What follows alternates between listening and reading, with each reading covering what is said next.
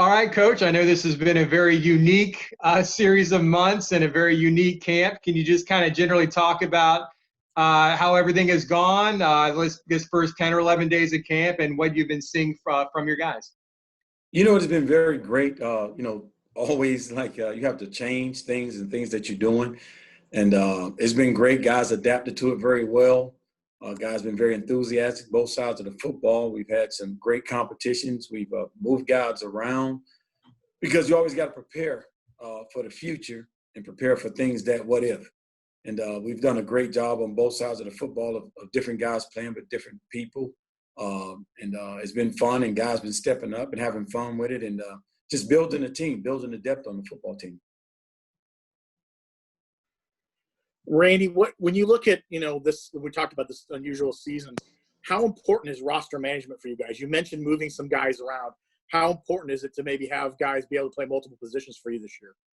I mean, that's the biggest thing. It's almost like when I was in the NFL, kind of unique that, you're traveling with 5 linebackers. One of them is a special teams guy. Another one have to play all 3, and you got to pick one of the other guys to play the other 2.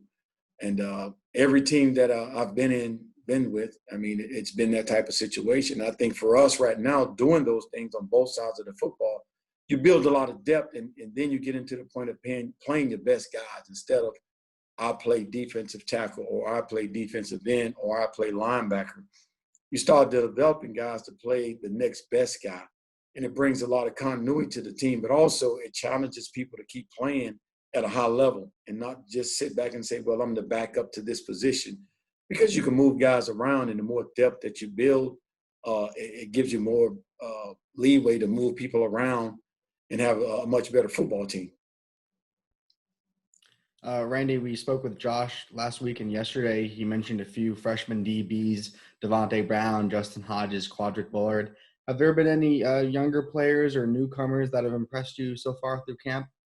Quade Mosier got here in January, so he's been very, very good. Also, Josh Salazar, the freshman, done a tremendous job. His weight is up. He's strong. He's powerful, but he's a freshman. He's making freshman mistakes like all of them are. But the one thing they're not doing is continually make the same mistakes. And I think that's a big thing. If they can keep progressing to keep helping us, and by mid-season, 3rd, 4th game, if something happens, those guys will be ready to go. And we're excited about all of them because they've run a lot of excitement and challenges and competitive edge. And they're pushing guys, which is very fun to have. You have young guys pushing people to make them better. I know you've got some senior experience at safety between Richie and Antoine, but I know there's some younger guys other than those two at corner. What are you seeing at that spot? Is that a battle to kind of see who emerges here during camp? You know what? You got into a good point. The other question about moving guys around. I'll give you a scenario. Richie has played safety, nickel, and cornerback. Okay, so the older guy always move. We played Antoine Carrier at boundary and field safety. Jermaine McMillan has played both boundary and field safety. Dylan Lester, coming off the knee, has been tremendous, unbelievable. He's back to what we thought he would be, fast, can run, cut, and everything else. He has played both safety position and also nickel position. So we're moving guys around because you never know what can happen, but it's also bringing a lot of competition with that also. So we leave the young guys steady. They play corner. Don't mess with the young guys. Move the veterans around, and those are guys that should be able to pick things up. Randy, also, when we look at this kind of off season and when things have gone, how has that impacted recruiting for you guys? I mean, not having these guys recruits on campus, not being able to go to their homes. How much has that really been an impact on the recruiting trail? And has it changed for you guys? Maybe some of the guys you're targeting for your recruiting class. The biggest thing you have to do, you cannot make any kind of, I don't know what you call it, mistakes, but you got to make sure that you have everything in order. A lot of Zoom calls, a lot of parent Zoom interaction, there's a lot of academic Zoom calls, but you got to make sure that you find out that it's not about athletic ability now. Athletic ability, we can judge, we can see, but you have to do all the things outside of like being in NFL. I mean, you have to find out everything about somebody because you're investing a lot of time and a lot of money in that person. It's just like in recruiting. You're investing a lot of time and a lot of money for scholarships, and you got to make sure that you checked up and dotted your I's and crossed your T's to make sure that this guy fits what we want to do. This guy fits what we're doing as a program. And then I think a lot of times we get caught up in, not us, but just coaches, we get caught in, oh, he's an athlete, he's an athlete. But all of a sudden, this athlete becomes something else off the field. And then now that becomes another problem. And that's the biggest thing that's hard. So you got to depend on a lot of the counselors, the coaches, and try to reach out to different people that may have known the person that you're recruiting or have touched that person. Randy, obviously you guys add a cornerback from Georgia, DeVonta Wilson from the transfer portal. What is your relationship with him, and what can he provide to this team? Well, DeVonta, I recruited him when I was at the University of Florida, and he can bring a lot of diversity to us. And but like anything else, you have to learn what we do. That's going to be the biggest change more than anything, of learning what we're doing on defense. And the one thing about it, he's very competitive. Guys on the team know him. He's not a guy that thinks I'm better than anybody. He's a very confident person, but he knows that right now he's not where he needs to be in the mix by what we're trying to do. But we're expecting anybody to come here, if we recruit you, to be a part of the rotation. We're not bringing guys in here just to say, okay, you're a backup for a year. We're bringing guys in here to compete, to take people's jobs, to make us better.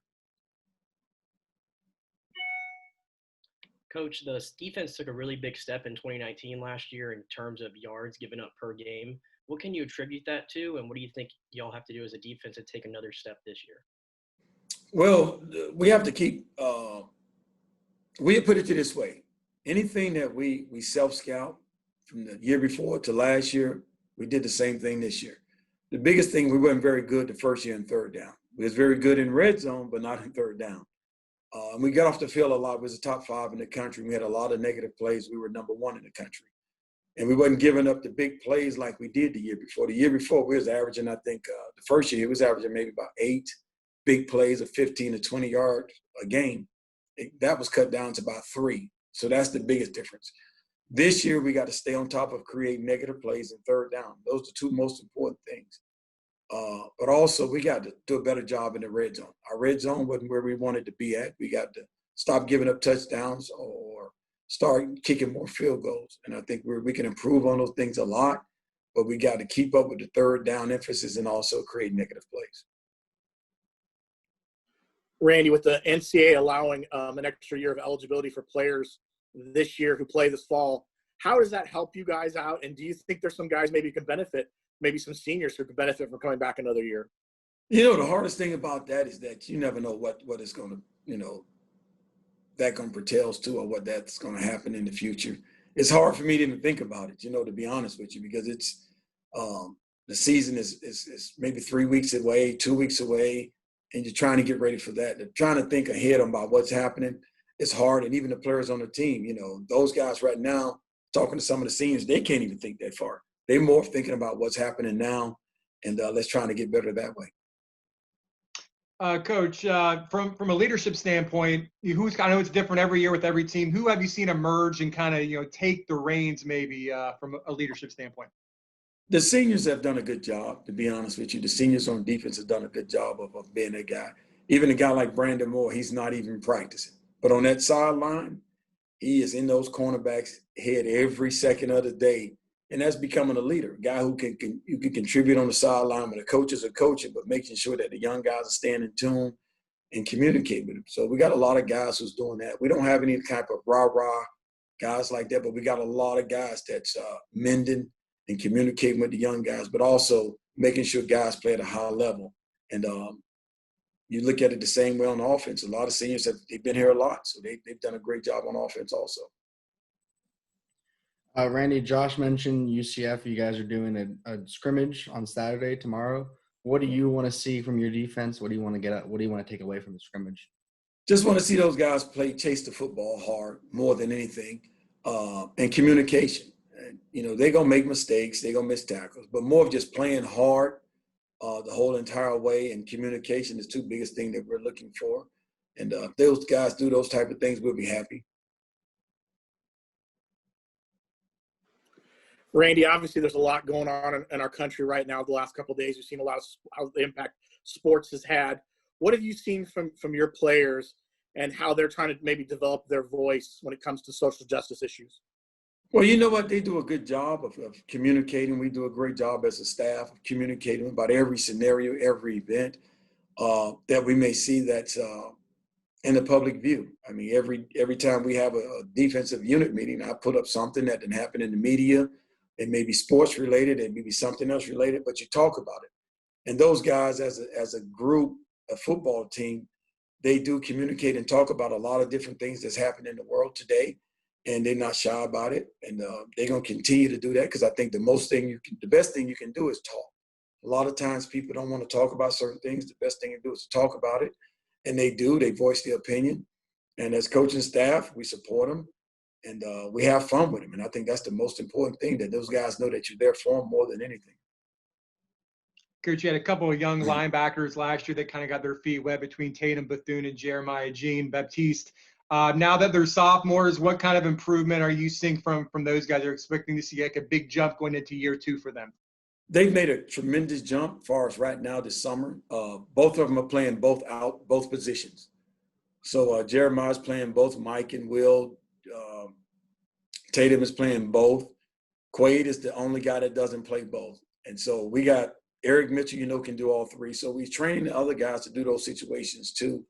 And just to build the depth. And they've adapted to it. They're having fun.